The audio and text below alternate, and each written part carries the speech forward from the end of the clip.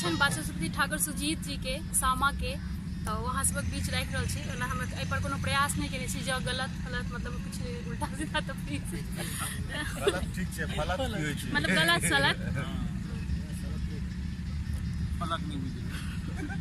फालतू छै सामा कोना खेलबै हो भैया केहन नगरिया छ तो सामा कोना खेलबै हो भैया केहन नगरिया छ तो डलवा हेराए गेल हो भैया वृंदावन गेल चोर डलवा हेराए गेल हो भैया वृंदावन गेल चोर एक सरी ठाड़ हो भैया के जाए सुनते सोर ककरा जाए कहब हम भोज के बहसल ठोर सामा को न खेलब हो भैया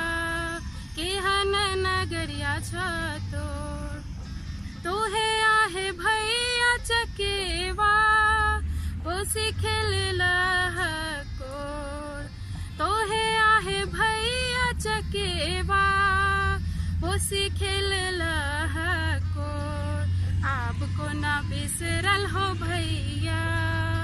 आँखी बहै छै नोर डलवा हेराए गेल हो भैया वृंदावन गेल चोर।